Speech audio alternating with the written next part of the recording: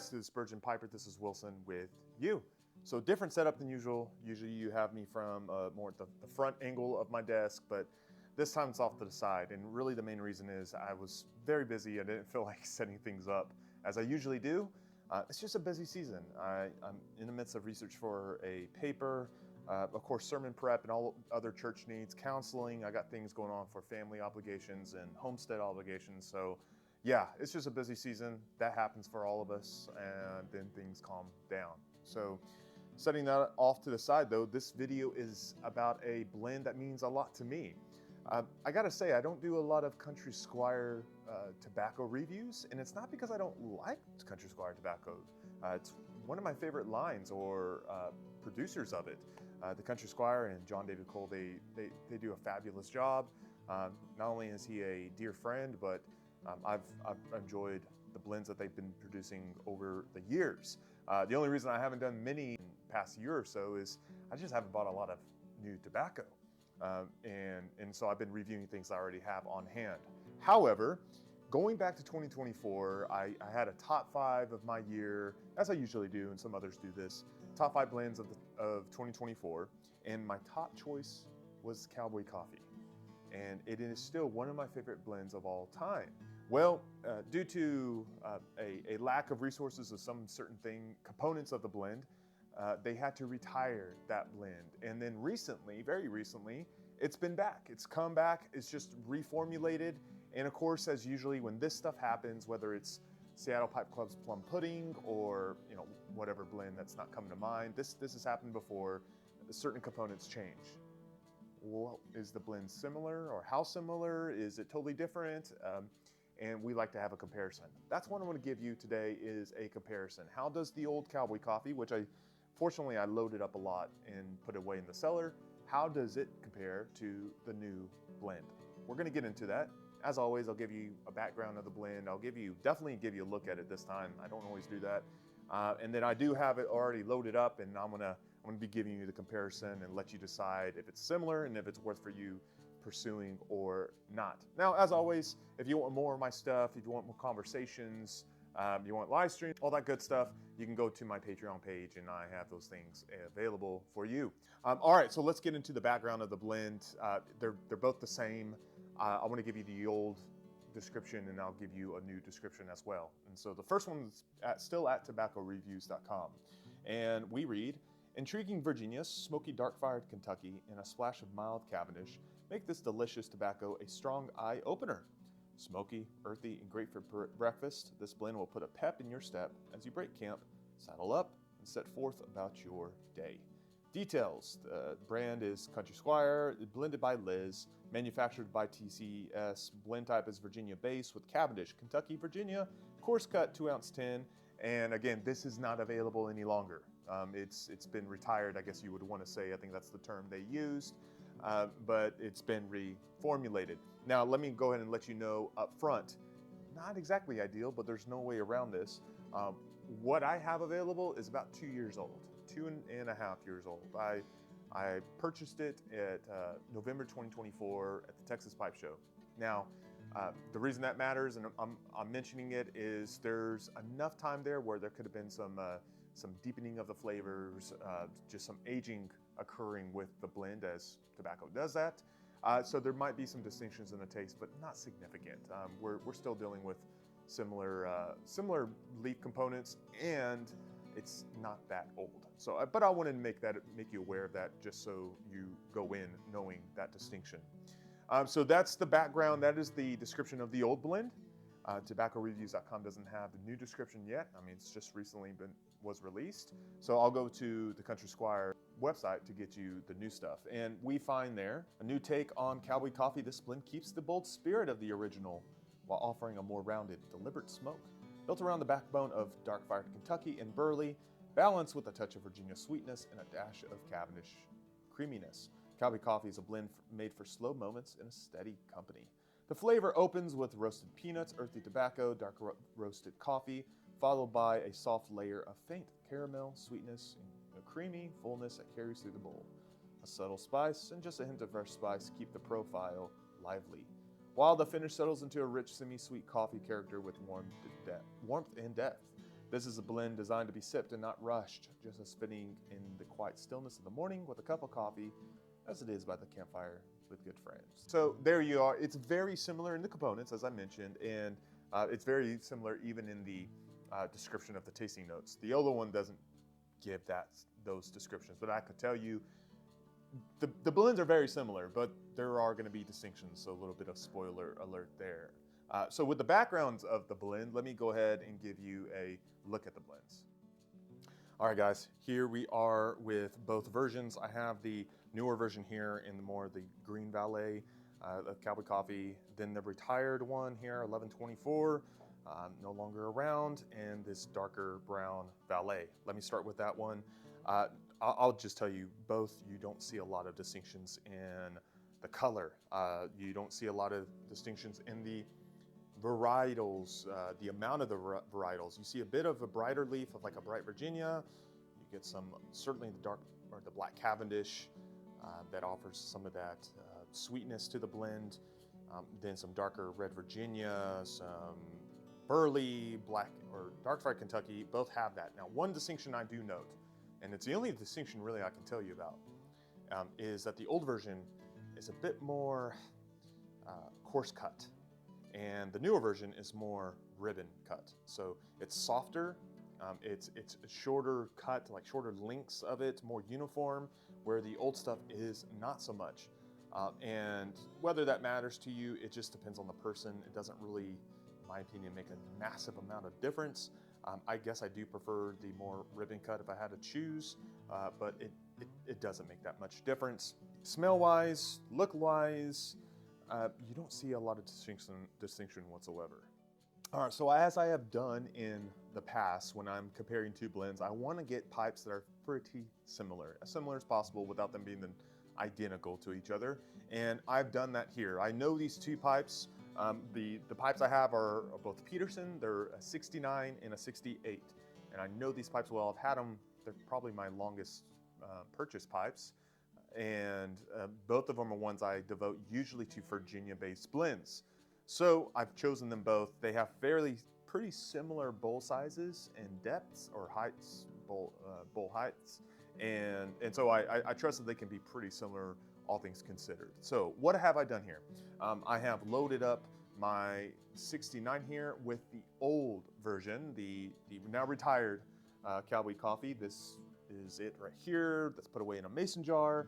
So I have loaded up with that, and then I have loaded the new stuff up in my Peterson 68, which is the new stuff, Cowboy Coffee, still in the bag as you see here. All right, so what I'm gonna do is begin with the old version, kind of give you some notes, make comments on the blend, what I'm tasting, things like that, and then I'll go to the new version, kind of give the notes and tasting and kind of compare the two, and I might even go back and forth.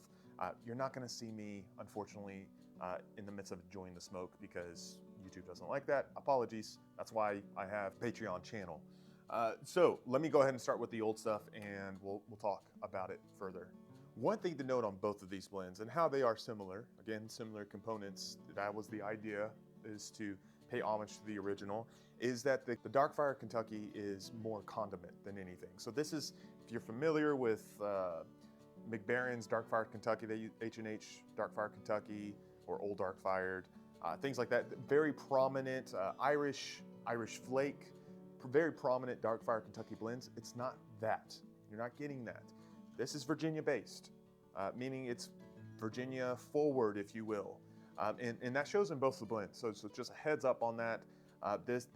Both of these blends are light to medium when it comes to strength, vitamin N strength, if you will. One thing this blend reminds me of is just an old codger blend.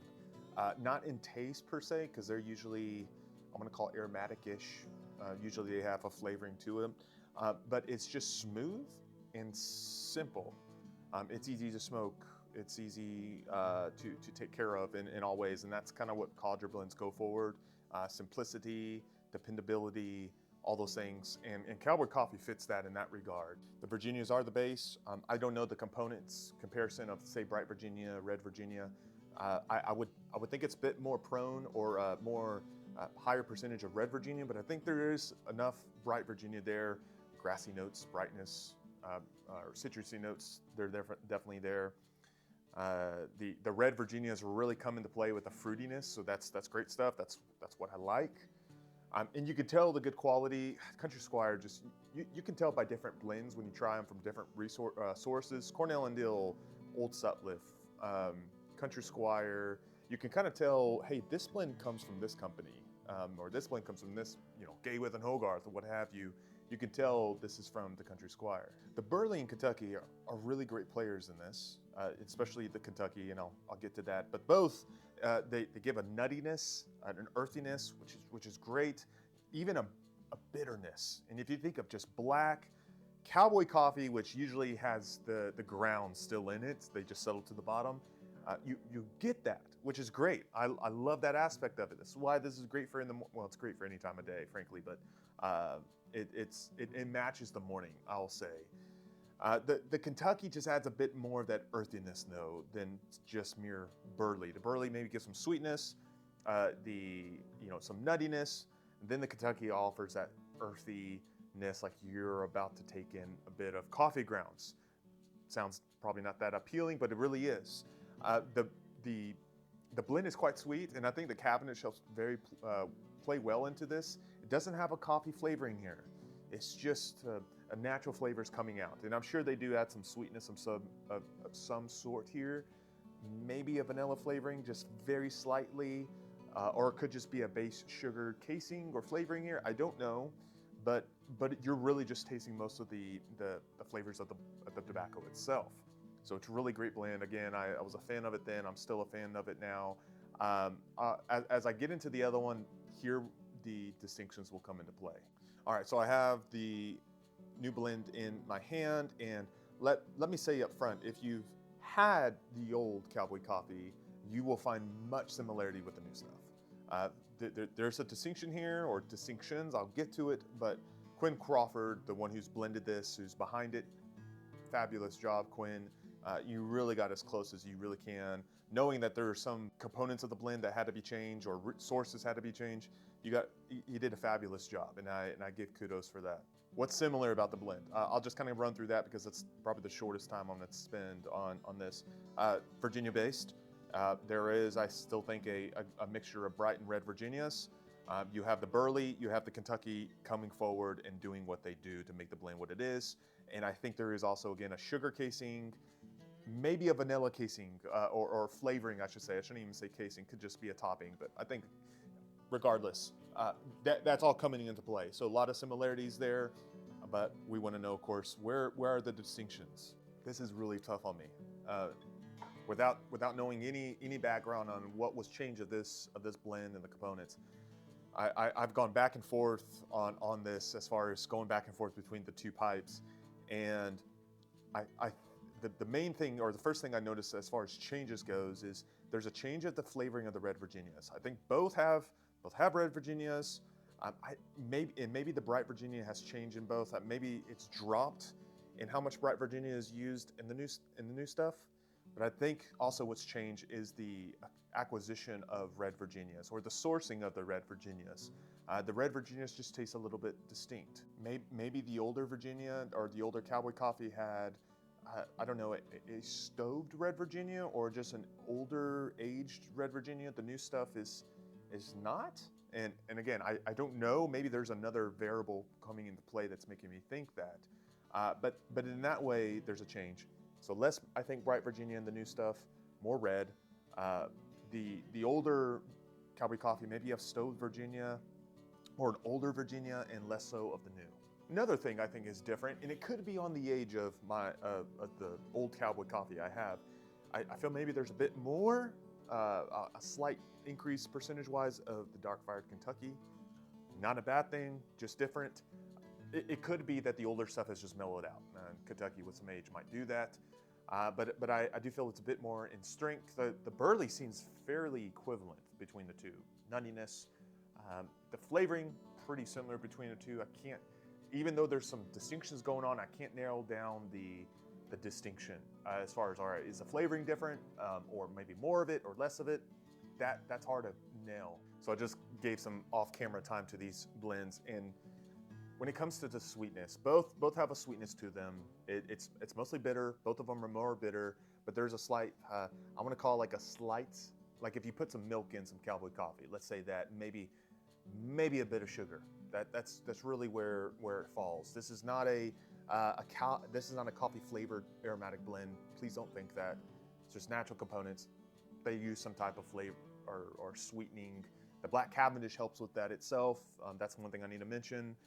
But I do feel the sweetness is different in between the two.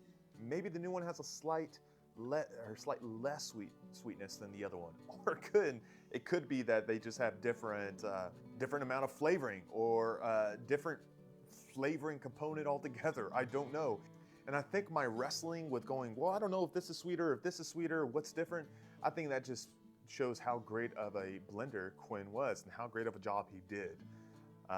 Certainly my taste buds probably need to grow in development as well and catch some of these things. But yes, overall, I don't know. If I didn't know better and I bought more Cowboy Coffee, they didn't announce that this is a new formula, I don't know if I would catch it, honestly.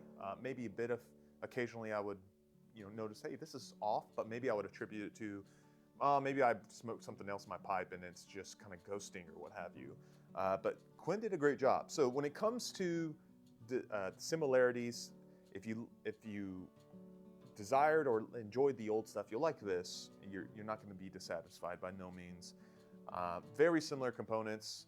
I would rate it a 9 out of 10 as well. I think that's what I gave the old blend. Still a great one. Still, I would give my time to, my investment to, and I'll let you decide on where you fall on it there. But there you are, guys. Hopefully that's helpful. Hopefully that guides you, especially if you did have the old stuff. Now, if you didn't have the old Cowboy Coffee, don't fret. Don't feel like, oh man, I missed a great opportunity. This is a fantastic blend that holds up to the old recipe. And so, again, kudos for the Country Squire, for John David, and certainly Quinn on bringing this out and offering us something very similar to what they've had. Well, guys, that's all I have for you. I hope you're doing well and you're blessed, and we'll talk to you very soon.